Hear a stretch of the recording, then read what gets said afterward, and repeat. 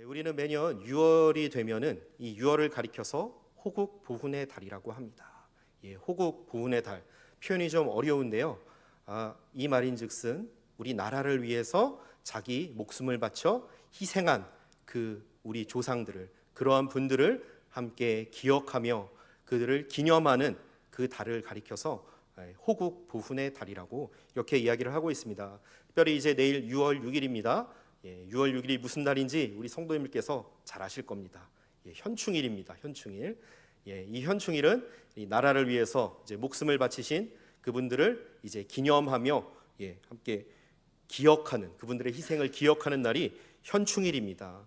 그리고 또 6월 하면은 또 결코 잊을 수 없는 우리 민족의 큰 아픔이 있는 날이 있습니다. 6.25. 다 아실 것입니다. 6월 25일, 특별히 올해 6월 25일이 이제 6.25 전쟁이 난 지 69년째가 되는 그러한 날이기도 합니다. 그래서 이 6월을 호국 보훈의 달인 6월을 생각할 때마다 저희들의 마음 가운데는 뭔가 좀 추모하고 정말 뭔가를 기념하는, 뭔가 고귀한 그러한 희생에 정말 감사하는 그런 마음도 있지만, 동시에 6.25라고 하는 그 사건을 기억하면서, 우리 민족의 아픔을 기억하면서 우리 마음 가운데 어떤 분들은 슬픔이 있기도 하고요, 분노가 있기도 하고요, 여전히 우리 마음 가운데 해결되지 못한 그러한 감정의 응어리들이 있는 그러한 마음 아픈 아픔의 달이기도 합니다. 특별히 저는 개인적으로 2달 전에 제 조부께서 소천을 하셨는데요.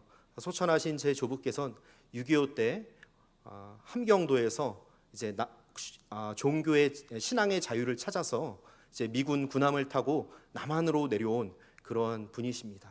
그래서 저는 할아버지를 기억할 때마다 항상 고향을 그리워하는 마음이 있으셨고요, 그리고 항상 마음에 응어리진 어떠한 한 같은 것들을 저는 여러 번 느낄 수 있었습니다. 어떨 때는 고향을 그리워하시면서 눈물을 흘리기도 했고요, 특별히 이제 부모님과 여러 형제들을 두고 거의 혼자 내려오셨기 때문에 그러한 응어리와 그러한 아픔과 그러한 슬픔이 정말 크셨던 것을 저는 지금도 잊혀지지 않고 있습니다. 사실 그렇습니다. 이제 69년째가 되었고 정말 우리 민족의 여러 아픈 역사들이 있었지만은, 물론 하나님의 은혜로 우리나라가 지금까지 오기는 했지만요, 여전히 우리 가운데 하나님의 손길이 우리 민족 가운데 필요하고, 하나님의 치유하심과 하나님의 돌보심이 우리 민족 가운데, 또한 북한에 있는 동포들 가운데 여전히 필요함을 고백하게 됩니다.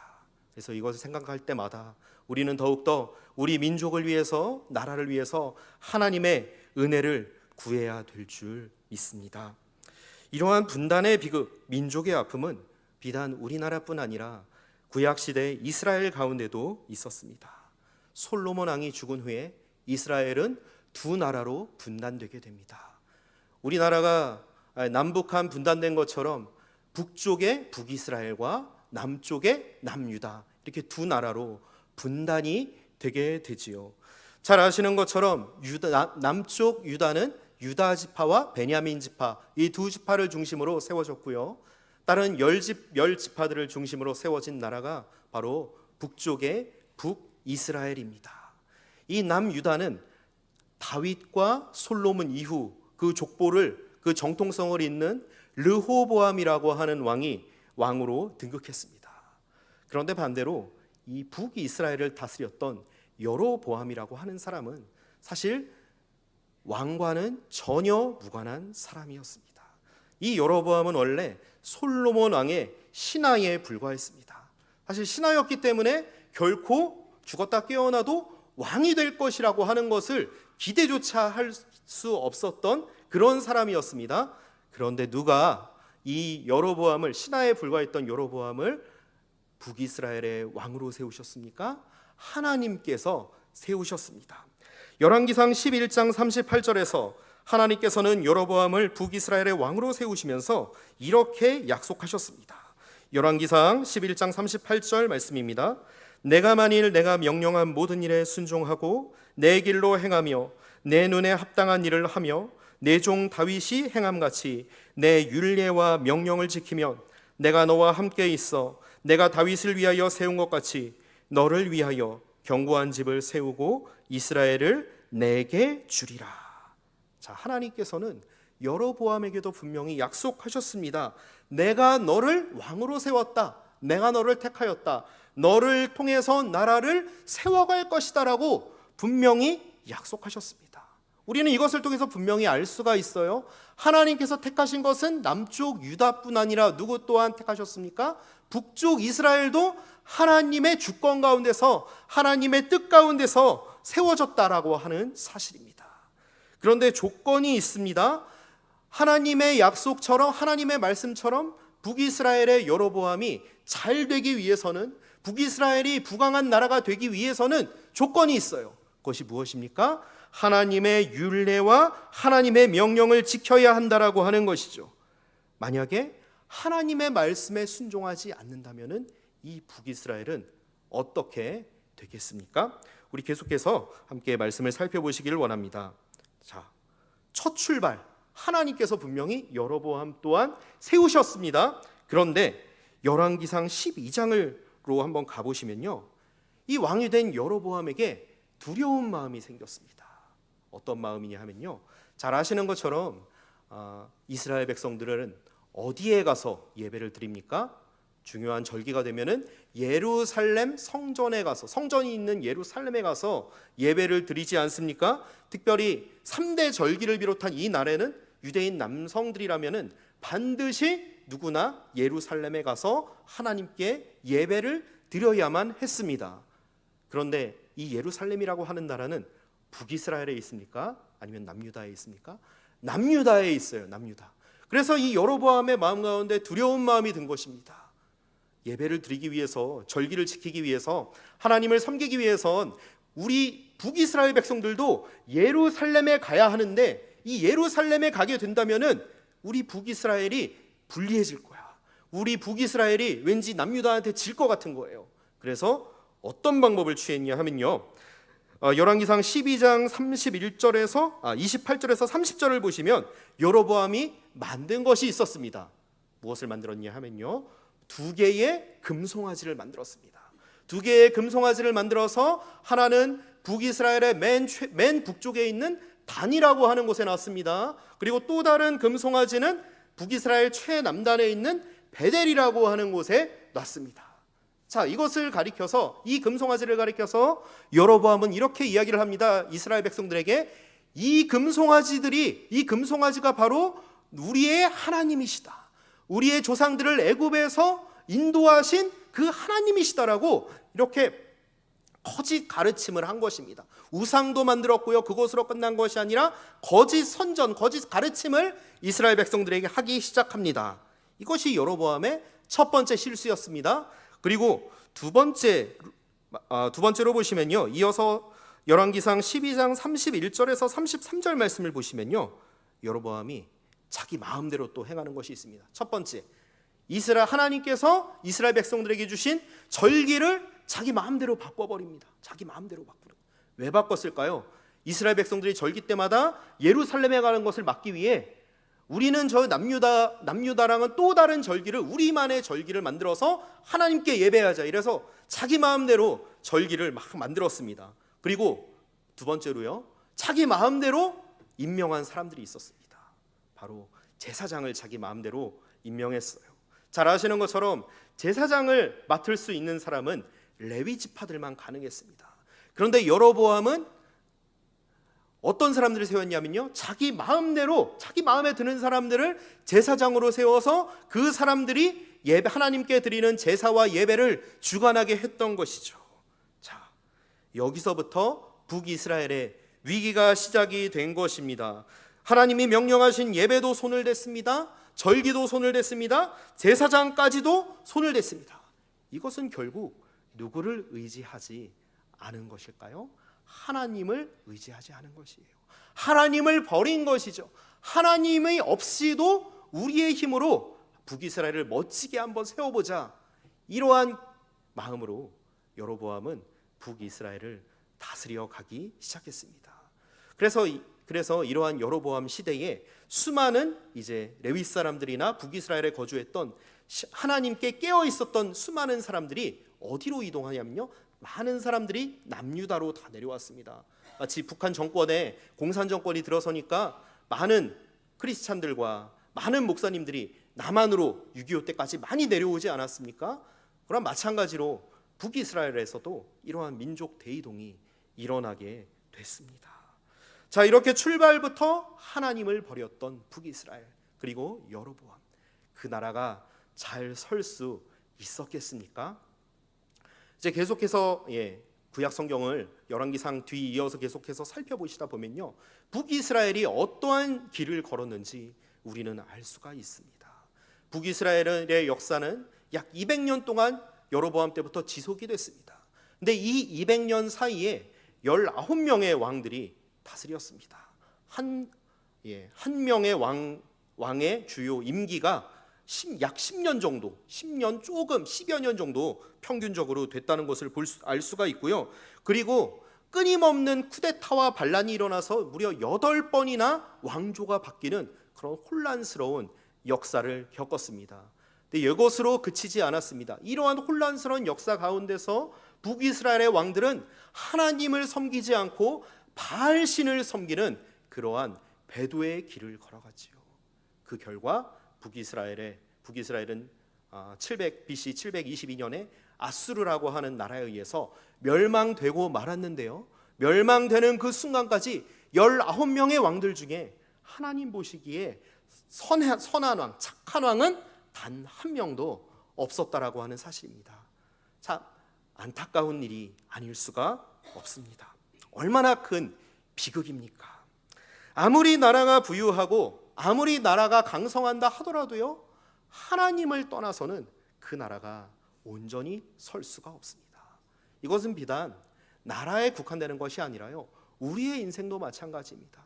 우리가 아무리 많은 돈을 갖고 있다 하더라도요, 우리의 이름이 아무리 높아진다 하더라도요, 집을 몇 채나 갖고 있고 자동차를 한 수십 대 갖고 있다 할지라도 우리 가운데 하나님을 경외함이 없으면, 우리의 인생 가운데 하나님이 주인이 되시지 않는다면은 그 인생은 불행한 인생이 될 수밖에 없습니다.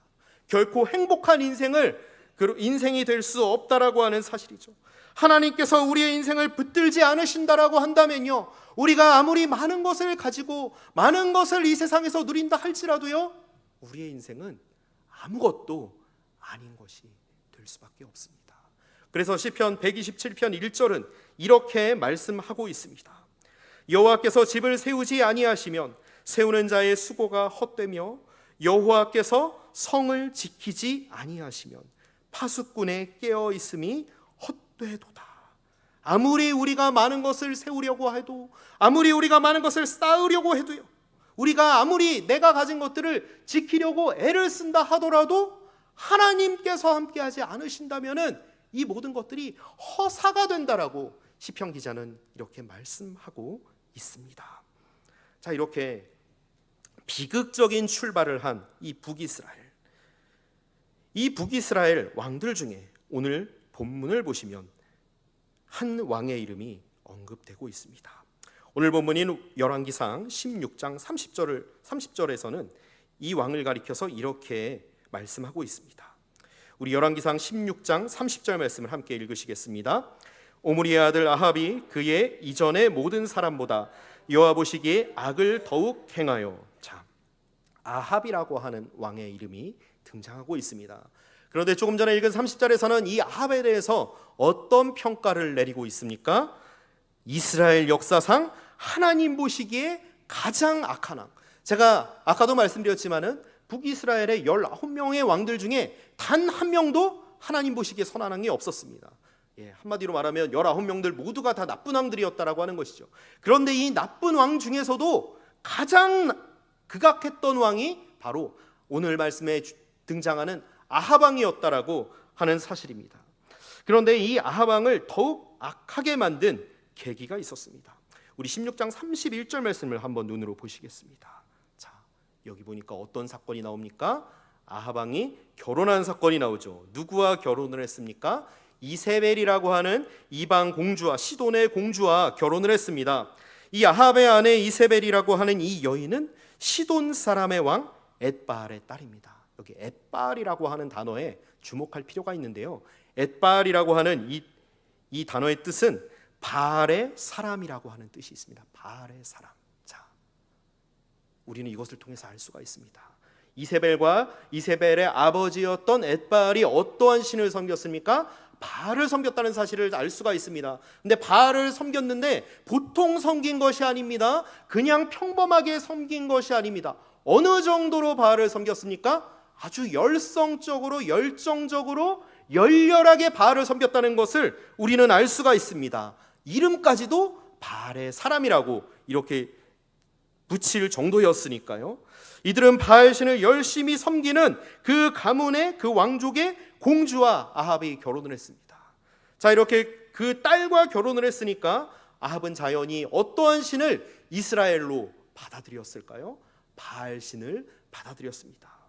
그런데 31절 후반절에서 33절을 보시면요, 이 바알신만을 아합이 받아들이는 것이 아닙니다. 바알신의 짝꿍이 있습니다. 바로 바알신의 아내의 신인 아세라 신을 또한 같이 받아들였습니다. 그리고 31절 후반절에서 33절까지 말씀을 한번 눈으로 보시면요, 이스라엘의 수도였던 사마리아의 바알과 아세라 신전을 세웠습니다. 그리고 그들에게 예배하는 제단을 쌓았습니다. 이렇게 왕이 적극적으로 대놓고서 바알신을 이렇게 숭배하고 바알에게 예배드릴 초소까지 마련하니까 누구까지도 바알신과 아세라신을 열심히 섬겼을까요? 이스라엘의 백성들까지도 바알 신앙에 빠지기 시작했습니다. 이제 바알 신앙이 이스라엘 전역을 뒤덮어가기 시작합니다. 자, 그러자 이런 아합의 모습을 보시는 하나님께서 33절 후반절에서 이렇게 말씀하십니다. 그는 그 이전에 이스라엘의 모든 왕보다 심히 이스라엘 하나님 여호와를 노하시게 하였더라. 하나님께서 화가 나셨는데 그냥 화가 나신 것이 아닙니다. 여기 보니까 어떻게 노하셨다고 말씀하고 있습니까? 심히 노하셨다. 정말 화가 나셨다라고 하는 것입니다. 무엇 때문에요? 바알과 아하 왕과 이세벨의, 또한 그들이 속한 이스라엘의 바알 신앙 때문에 하나님이 너무나도 화가 나셨습니다. 여러분, 아하 왕이 왜 바알과 아세라 신을 이렇게 열심히 섬긴 것일까요? 자기가 잘 되기 위해서 섬긴 것입니다. 사실 그렇습니다. 우리가 우상을 섬기는 이유, 특별히 우리가 돈을 섬기는 이유, 명예를 섬기는 이유, 성공에 목을 매는 이유, 인맥 관리에 목을 매는 이유, 사실 이런 것들도 우리의 우상이 될 수가 있거든요. 왜 이런 우상을 섬길까요? 우리가 망하려고 섬기는 사람 아무도 없습니다. 우리가 잘 되지 않기 위해, 못 되기 위해서 이런 우상들을 섬기는 사람 아무도 없다는 사실을 우리는 기억하셔야 됩니다. 우상을 왜 섬겨요?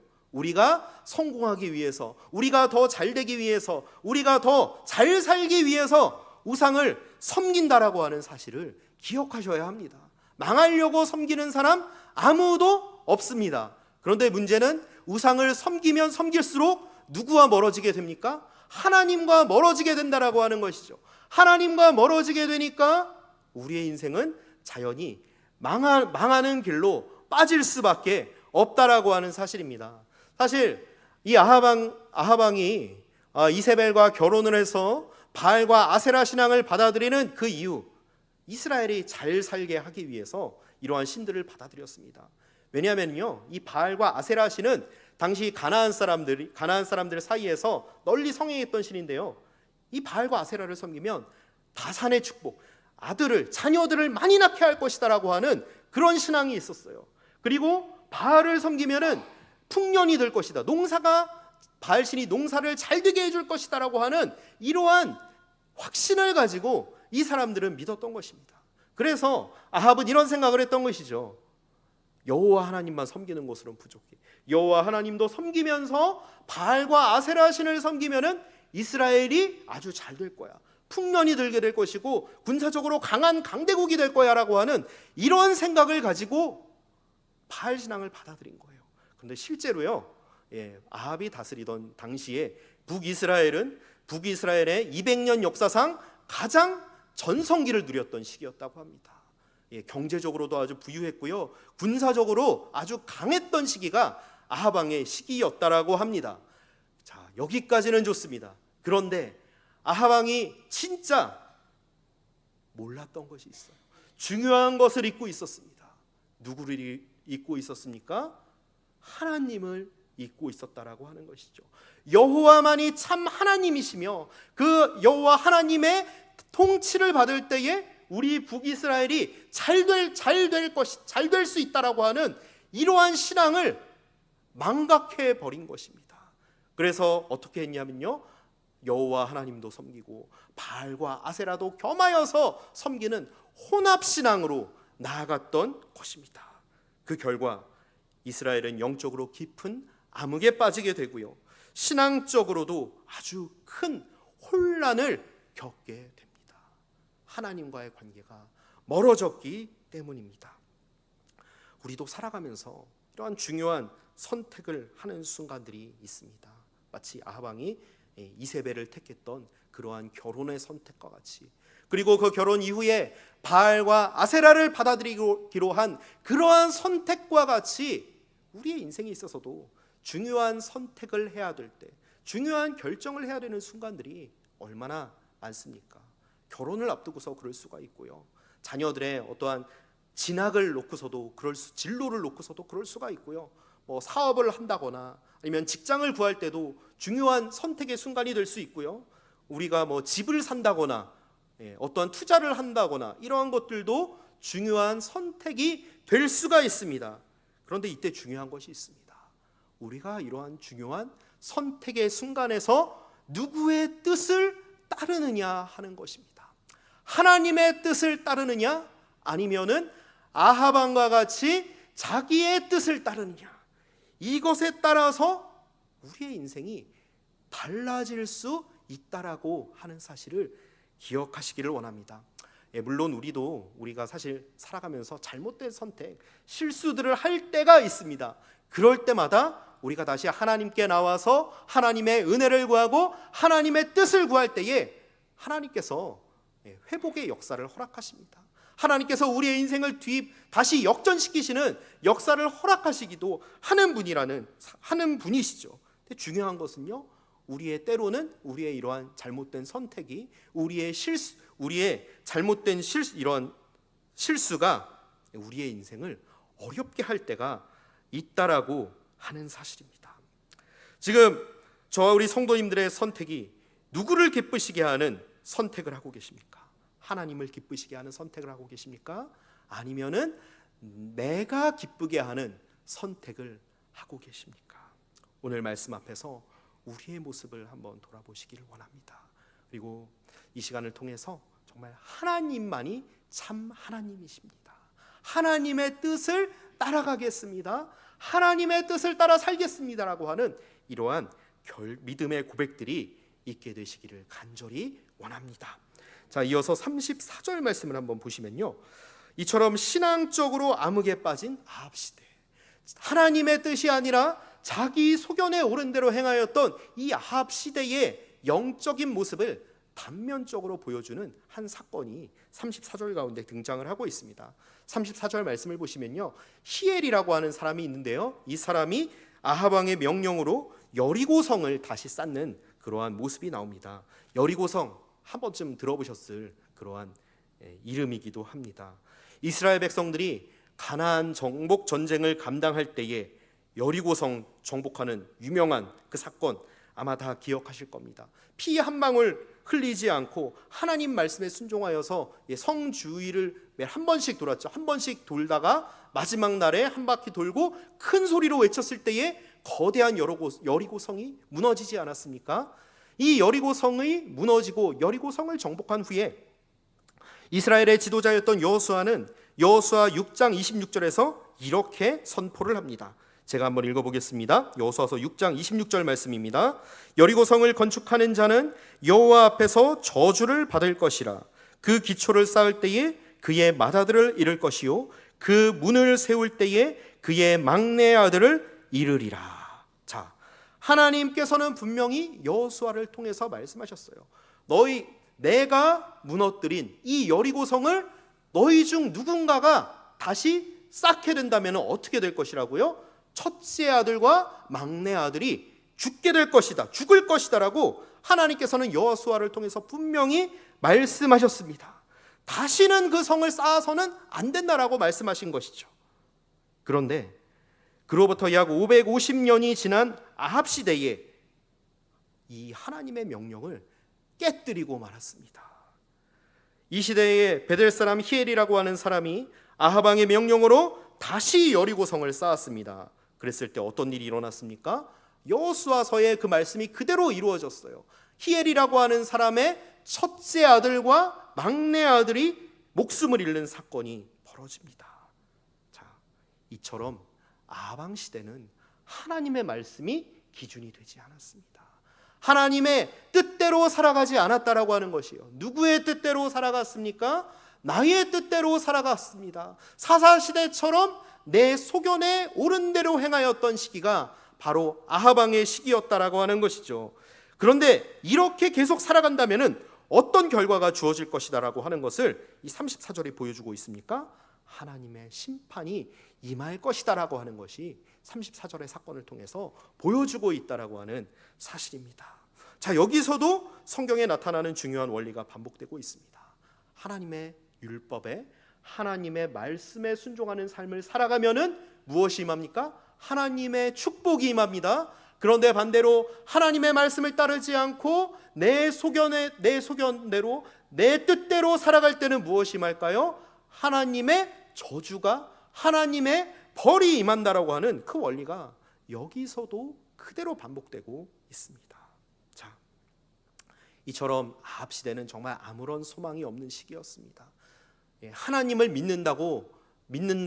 하나님을 안다고 하나님께도 예배한다고 했지만은 바알 신앙을 동시에 겸하여서 섬겼던 그러한 패역한 시대가 아합 시대였죠. 사실 이러한 아합 시대의 모습을 볼 때에 어떤 소망이 있겠습니까? 아무런 소망이 없이 그냥 어두움밖에 보이지 않는 그러한 시대였습니다. 그런데 이러한 아합 시대에도 여전히 멈추지 않은 것이 있습니다. 바로 신실하신 하나님의 손길입니다. 아무리 영적으로 어둡고 아무리 소망이 없어 보이는 시대에도요, 하나님께서는 여전히 일하십니다. 하나님께서는 여전히 역사하신다라고 하는 사실을 기억하시기를 원합니다. 그런데 하나님의 이러한 일하심에 하나님의 역사의 법칙이 있습니다. 하나님은 결코 혼자서 일하지 않는다라고 하는 사실입니다. 누구를 통해서 일하십니까? 하나님의 사람들을 통해서 일하신다라고 하는 사실입니다. 특별히 매 시대 때마다 하나님 앞에 깨어있는 소수의 그러한 깨어있는 하나님의 사람들을 통해서 하나님께서는 일하신다라고 하는 사실을 기억하시기를 원합니다. 이러한 법칙은 아합 시대에도 여전히 유효했습니다. 자, 하나님께서는 누구를 부르셨습니까? 17장 1절 말씀을 우리 함께 읽으시겠습니다. 자, 열왕기상 17장 1절 말씀입니다. 길르앗에 우거하는 자 중에 디셉 사람 엘리야가 아합에게 말하되 내가 섬기는 이스라엘의 하나님 여호와께서 살아계심을 두고 맹세하노니 내 말이 없으면 수년 동안 비도 이슬도 있지 아니하리라 하니라. 자, 하나님께서는 이러한 아합 왕 시대에 누구를 보내셨습니까?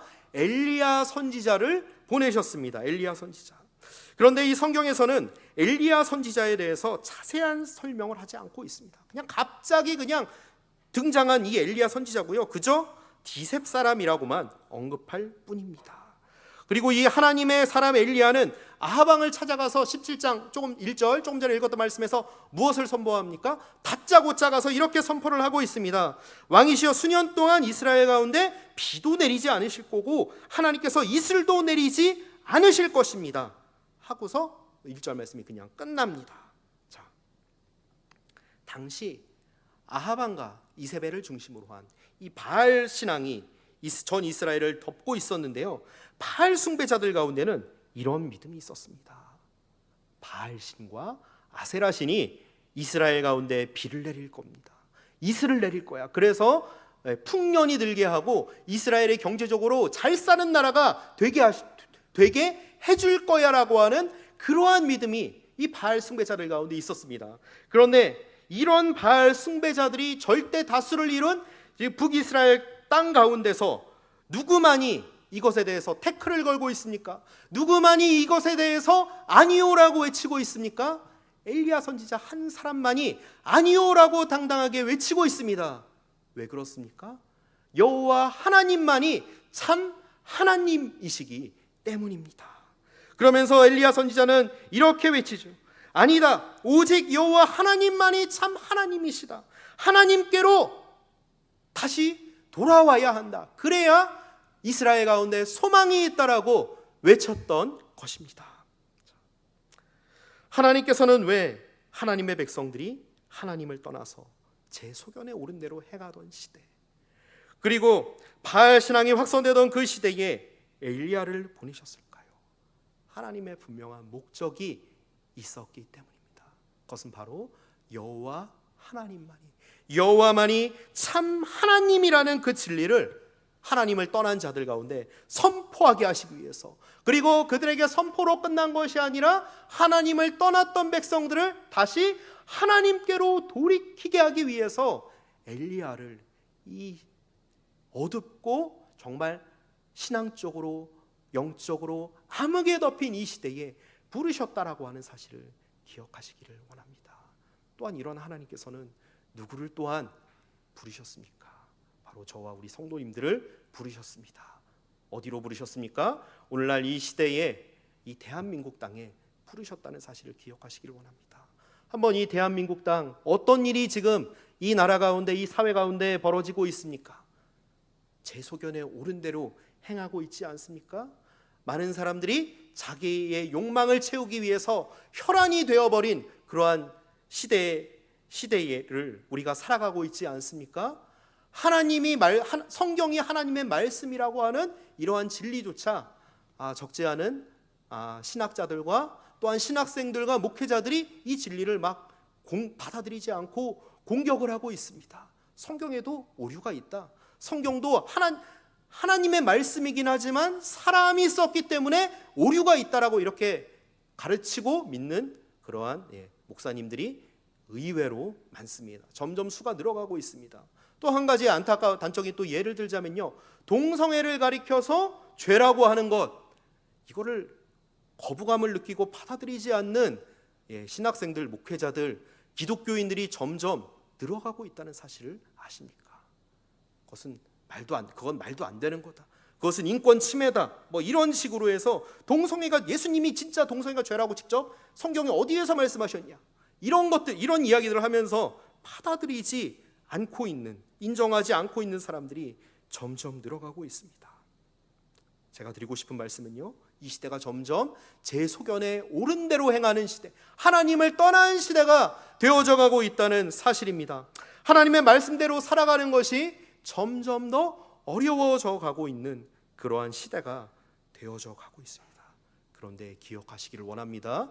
이러한 시대에, 하나님을 떠난 이 시대에 하나님께서는 저와 우리 성도님들을 이 시대의 엘리야로 부르셨다는 사실을 기억하시기를 원합니다. 자, 하나님께서 우리를 이 시대 가운데 보내셨어요.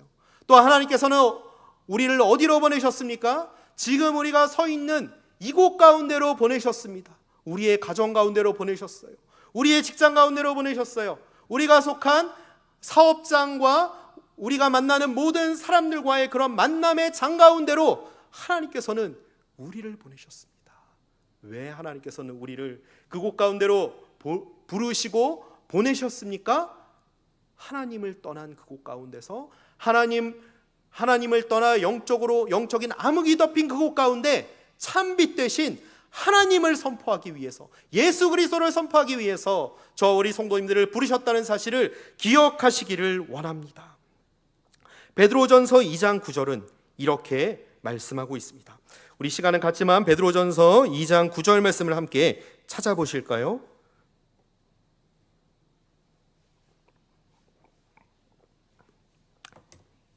베드로전서 2장 9절 말씀입니다. 우리 찾으셨으면은 한 목소리로 읽으시겠습니다. 그러나 너희는 택하신 족속이요 왕같은 제사장들이요 거룩한 나라요 그의 소유가 된 백성이니 이는 너희를 어두운 데서 불러내어 그의 기이한 빛에 들어가게 하시니에 아름다운 덕을 선포하게 하려 하심이라. 아멘. 자, 여기서 하나님께서는 우리 하나님의 백성들의 정체성에 대해서 뭐라고 말씀하고 있습니까? 너희는 택하신 족속이다, 왕같은 제사장들이다, 거룩한 나라다, 그의 소유가 된 하나님의 백성들이다라고 이렇게 말씀을 하고 있습니다. 이것이 저와 우리 성도님들의 신분이요 정체성이라는 사실을 기억하시기를 원합니다. 때로는 살다가, 이 세상을 살다가 죄 가운데 넘어질 때도 있습니다. 우리가 죄 가운데서 방황할 때도 있습니다. 우리가 유혹받아서 시험에 빠질 때도 있습니다. 때로는 우리가 열심히 신앙생활을 하다가도요, 기도하고 말씀 보다가도요, 변하지 않는 이러한 상황과 현실 때문에 마음이 답답하고 정말 우겨사방으로 우겨싸움을 당한 것처럼 그렇게 느껴질 때도 있습니다. 그런데 기억하시길 원합니다. 그럼에도 불구하고 하나님께서는 우리를 이 시대에 하나님의 사람으로 세우셨다는 사실을 기억하시기를 원합니다. 비록 우리는 연약하고 부족하지만 하나님 예수 그리스도의 은혜로 이 시대에 그리스도를 전하는 그러한 사명자로 저와 우리 성도님들을 하나님께서 세우셨다는 사실을 기억하시기를 원합니다. 이것을 기억할 때요, 이러한 우리의 신분을 기억하고 우리의 정체성을 기억할 때에 우리가 다시 일어설 수가 있습니다. 우리가 다시 힘을 얻을 수가 있습니다. 우리가 다시 독수리 날개쳐 올라감 같이 우리가 하나님이 주시는 힘으로 비상할 수 있다는 사실을 기억하시기를 원합니다. 왜 그렇습니까? 우리가 그만큼 더 하나님의 은혜 없이는 살아갈 수 없고요, 그렇기 때문에 더욱더 하나님의 은혜 앞으로, 하나님 앞으로 나아가는 원동력이 되기 때문입니다. 우리의 신분을 기억할 때요, 우리가 이러한 우리의 신분을 기억하면서 하나님의 백성답게 엘리야처럼 살아갈 때에 어떤 일이 벌어질까요? 우리를 통해서 우리가 밟는 모든 땅 가운데, 우리가 속한 모든 곳 가운데에 놀라운 변화가, 하나님의 역사가 일어나게 될 줄 믿습니다.